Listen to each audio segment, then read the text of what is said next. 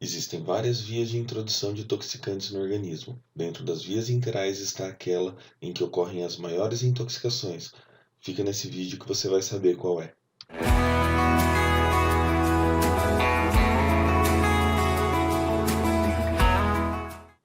E aí, pessoal, tudo bem? Meu nome é Fábio e, como vocês já sabem, estamos gravando aqui uma playlist com aulas de toxicologia.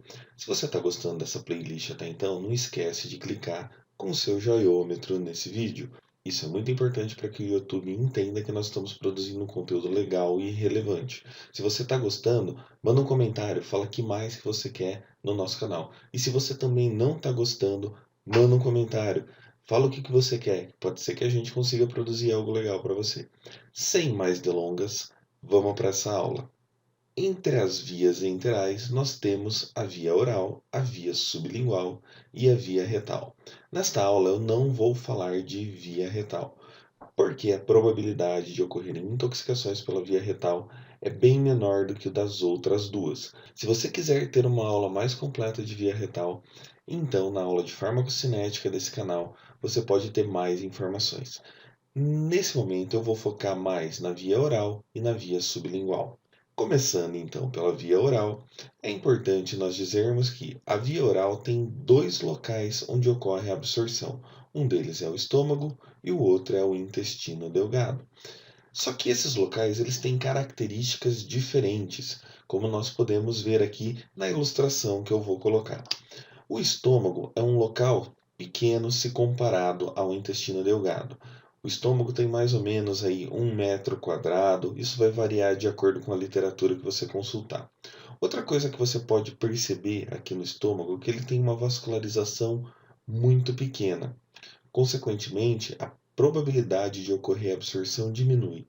Além disso, o estômago é revestido por muco para proteção contra o ácido clorídrico. Isso também dificulta a absorção.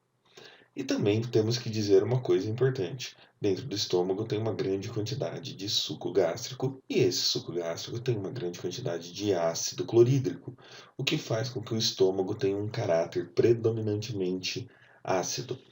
Deste modo, substâncias ácidas até podem ser absorvidas no estômago, mas é bom lembrar que, devido a todas essas características que eu coloquei para vocês, a taxa de absorção no estômago ainda assim é muito baixa. Qual que é o principal órgão ou a principal região onde ocorre a absorção de substâncias pela via oral? Sem dúvida nenhuma, é no intestino delgado. Se nós pegarmos aqui algumas das características do intestino delgado, nós vamos ver que, primeiro, ele tem uma grande área de absorção, de 200 até 300 metros quadrados. É muita coisa. Além disso, ele tem uma vascularização muito alta. Isso facilita bastante a absorção de substâncias. Outra coisa que vai ajudar muito a absorção de substâncias são as microvilosidades intestinais. Deixa eu mostrar para vocês aqui as microvilosidades intestinais. Então aqui nós podemos ver o intestino. Olhando mais ao microscópio, a gente consegue ver aqui nessa esquematização, né? Faz de conta que isso aqui é um microscópio eletrônico de varredura. Nessa esquematização aqui a gente está vendo as microvilosidades do intestino e aqui nessa animação a gente consegue ver. Olha que característica interessante. Quanto maior o número de microvilosidades, maior a área de absorção. Então isso é uma característica que facilita para o intestino delgado a absorção. Nessa outra animação que eu vou mostrar para vocês, você pode perceber o seguinte, que as microvelocidades elas vão ter vasos sanguíneos, tanto artérias quanto veias aqui. Aquela esquematização, né, universal, onde veias estão em azul e artérias estão em vermelho, e também percebemos aqui vasos linfáticos. E uma outra coisa muito importante que a gente tem que falar do intestino é o caráter dele. O intestino é um local onde predomina o caráter alcalino, ou seja, drogas que possuem pH alcalino, ou seja, pH maior que 7, têm maior potencial para serem absorvidas no intestino. Mas e as drogas ácidas? As drogas ácidas também são absorvidas pelo intestino, mas geralmente numa taxa mais lenta e numa proporção menor. Os efeitos das intoxicações pela via oral podem ser locais ou podem ser sistêmicos. Um exemplo de uma intoxicação local é se uma pessoa ingerir uma substância muito irritante. Isso pode causar queimaduras tanto no esôfago quanto no estômago e também no intestino. Além disso, podem causar ulcerações. Felizmente, a via oral apresenta maior período de latência, ou seja, maior demora na absorção, se nós compararmos com outras vias de introdução de substâncias químicas. Apresenta também maior probabilidade de absorção irregular. E esse fato é devido à presença de alimentos ou então às diferentes motilidades gastrointestinais que podem ocorrer de acordo com o conteúdo estomacal do paciente ou com a presença de infecções, entre outras. E também a absorção vai depender do tamanho das partículas. Quando eu disse que, felizmente, a latência é maior, é que no caso de uma intoxicação, então há a possibilidade de se realizar procedimento chamado descontaminação gastrointestinal. E a descontaminação gastrointestinal pode ser feita tanto com carvão ativado quanto somente a lavagem gástrica. Uma coisa muito importante que nós precisamos verificar na via oral é o ciclo enterhepático. E o que é esse ciclo enterhepático? O ciclo enterhepático acontece da seguinte forma: tudo aquilo que é absorvido na via oral passa por um sistema de veias e artérias chamado porta. Esse sistema porta conecta o intestino com o fígado. Uma vez no fígado, a substância ela pode ser biotransformada.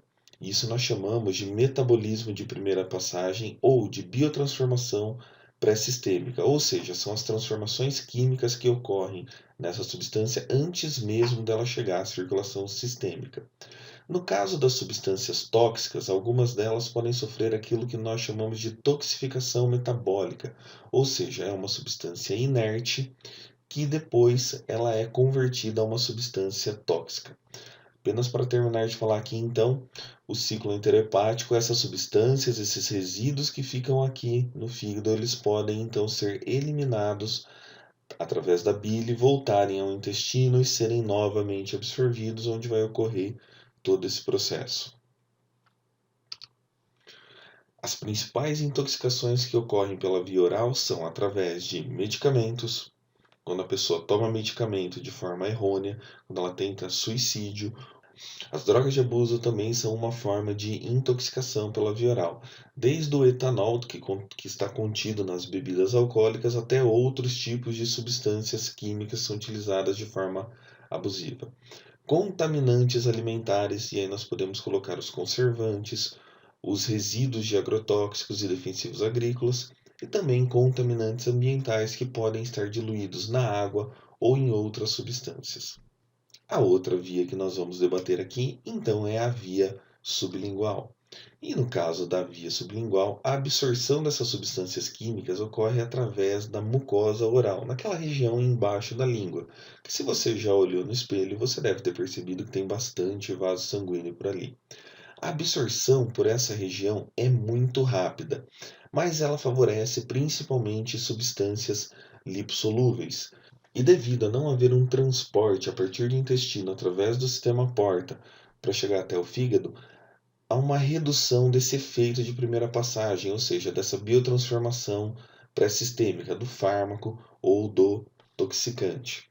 Uma outra característica importante é que drogas administradas pela via sublingual não sofrem interferência do suco gástrico, também não se complexam com os alimentos e ela é uma via que ela é imprópria para substâncias irritantes ou de sabores desagradáveis. E por que que eu estou falando isso? Quando eu falo que é uma via que é imprópria para substâncias irritantes ou de sabores desagradáveis, é porque a via sublingual é uma via pela qual são utilizadas drogas de abuso, como por exemplo o LSD, o êxtase ou outras substâncias aí que são utilizadas de forma recreacional e alguns medicamentos. Então, substâncias irritantes ou substâncias desagradáveis não serão administradas pela via sublingual. Dessa forma, então, eu posso dizer que a via sublingual tem essa limitação de uso, porque se não fosse essa limitação, muitas substâncias poderiam ser utilizadas pela via sublingual. E para montarmos essas aulas, utilizamos os mesmos livros de anteriormente, Fundamentos de Toxicologia, Fundamentos em Toxicologia e os dois livros de Toxicologia Forense, um organizado pelo Daniel Junqueira Dorta e o outro organizado pelo Ricardo Jorge de Oliveira. Se você chegou aqui e gostou desse vídeo, você está achando esse conteúdo interessante, por favor, se inscreve no canal, dá uma força, nosso canal ainda é novo. Nós estamos preocupados em trazer um conteúdo interessante para que as pessoas saibam um pouco mais sobre toxicologia, farmacologia e neurociências. E não se esqueça, clica no joinha, é muito importante para nós. Eu só tenho a agradecer a vocês. Muito obrigado e fui!